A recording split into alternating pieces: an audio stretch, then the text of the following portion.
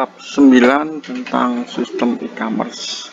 Ini terbagi menjadi dua section 1 dan 2, yang berisi tentang dasar-dasar e-commerce. Yang section 2 adalah berisi aplikasi e-commerce dan permasalahannya. Learning objektifnya di sini mengidentifikasikan kategori utama dan tren aplikasi e-commerce, identifikasi proses penting dari sistem e-niaga atau e-commerce, dan contoh bagaimana penerapannya dalam aplikasi e-commerce. Mengidentifikasikan dan memberikan contoh beberapa faktor kunci dan persyaratan toko web yang diperlukan untuk berhasil dalam e-commerce. Identifikasi dan menjelaskan nilai bisnis dari beberapa jenis pasar e-commerce. Mendiskusikan manfaat dan trade-off dari beberapa alternatif klik dan break. Kita masuk ke section 1 tentang e-commerce fundamental.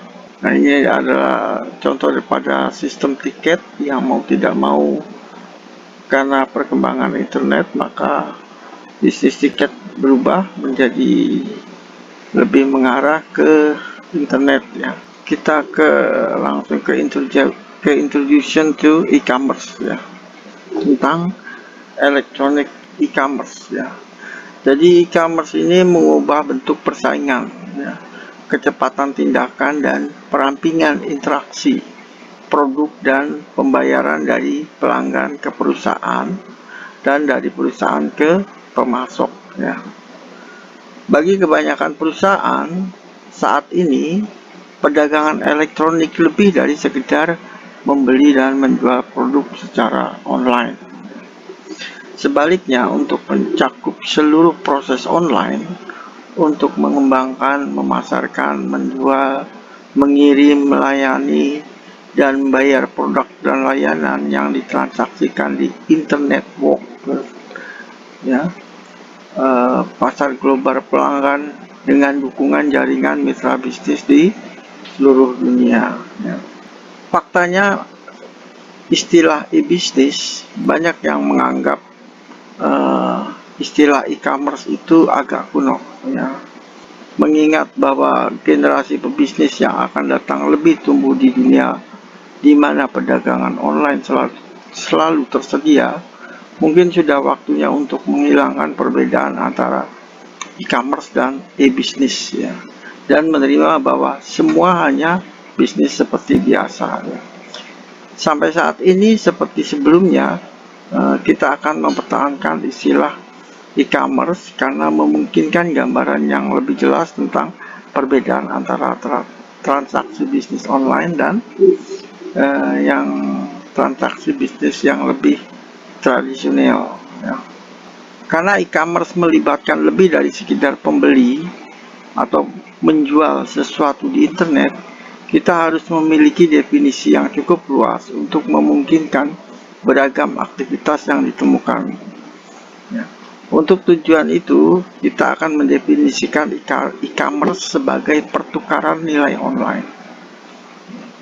Dengan menggunakan definisi ini, semua aktivitas yang diidentifikasi di atas dan lainnya dapat didefinisikan sebagai e-commerce.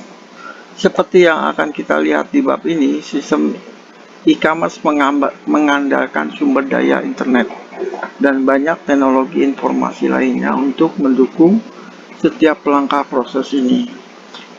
Kita juga melihat bahwa sebagian besar perusahaan besar dan kecil terlibat dalam beberapa bentuk aktivitas e-commerce.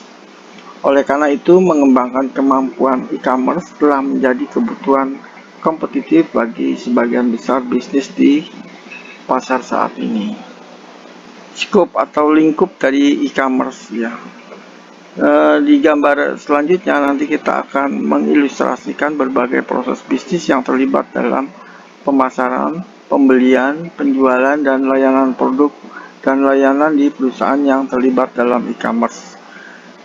Perusahaan yang terlibat dalam e-commerce sebagai pembeli atau penjual mengandalkan teknologi yang berbasis internet dan aplikasi serta layanan e-commerce untuk menyelesaikan pemasaran, penemuan, pemrosesan transaksi, dan proses produk lainnya, dan proses produk dan layanan pelanggan.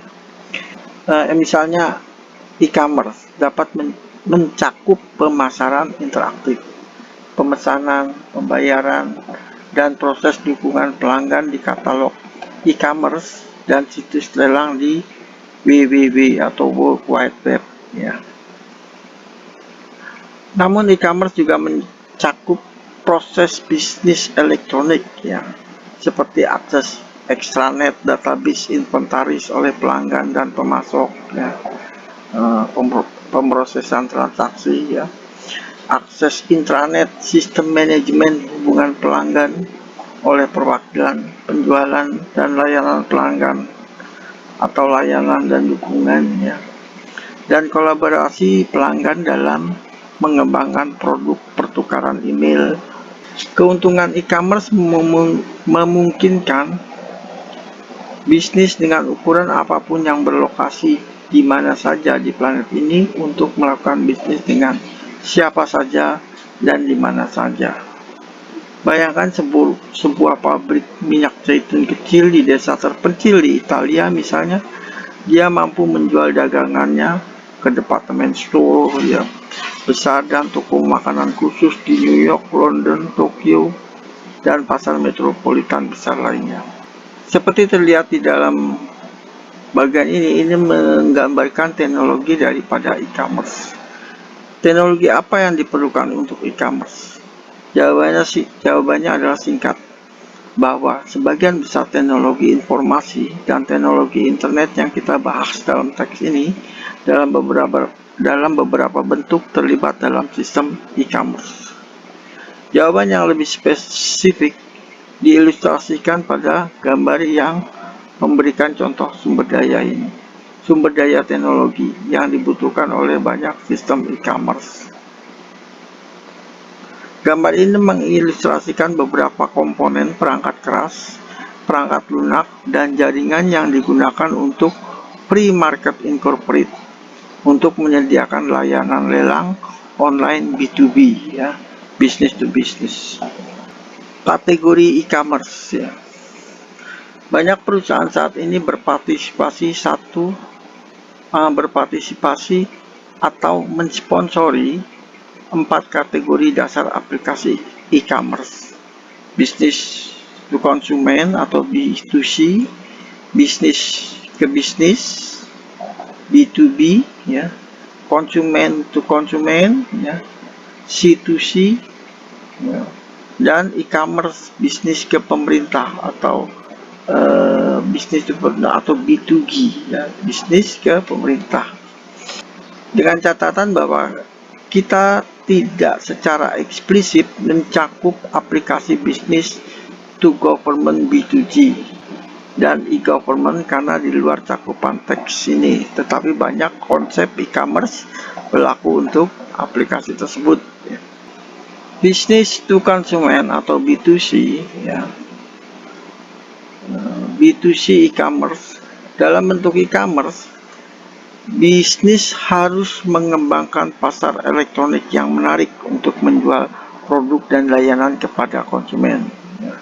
Misalnya banyak perusahaan yang menawarkan situs web e-commerce yang menyediakan etalase virtual dan katalog multimedia, pemrosesan pesanan interaktif, sistem pembayaran elektronik yang aman, dan dukungan pelanggan online. Pasar B2C tumbuh seperti api unggun tetapi masih menjadi puncak gunung es jika dibandingkan dengan semua perdagangan online.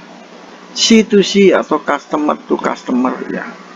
Kesuksesan besar lelang online seperti eBay ya, di mana konsumen serta bisnis dapat membeli dari dan menjual satu sama lain dalam proses lelang di situs web lelang, menjadikan model e-commerce ini sebagai strategi bisnis e-commerce yang penting. Dengan demikian, partisipasi dan sponsor lelang konsumen atau bisnis merupakan alternatif e-commerce yang penting untuk B2C, C2B, atau e-niaga B2B. Iklan pribadi elektronik dari produk atau layanan untuk dibeli atau dijual oleh konsumen di situs surat kabar elektronik. Portal e-commerce konsumen atau situs web pribadi juga merupakan bentuk penting dari e-commerce C2C. B2B atau business to business e-commerce ya. Jika kegiatan B2C adalah puncak dari gunung es ya, B2B mewakili bagian gunung es yang berada di bawah air ya, bagian terbesarnya ya. Kategori e-commerce ini melibatkan pasar bisnis elektronik dan hubungan pasar langsung antar bisnis ya. Misalnya banyak perusahaan menawarkan situs web, katalog e-commerce internet atau extranet yang aman untuk pelanggan dan pemasok bisnis mereka. Yang juga sangat penting adalah portal e-commerce B2B yang menyediakan pasar lelang dan pertukaran untuk bisnis. Orang lain mungkin mengandalkan pertukaran data elektronik atau ED ya, melalui internet atau extranet untuk pertukaran dokumen e-commerce dari komputer ke komputer dengan pelanggan dan pemasok bisnis mereka yang lebih besar.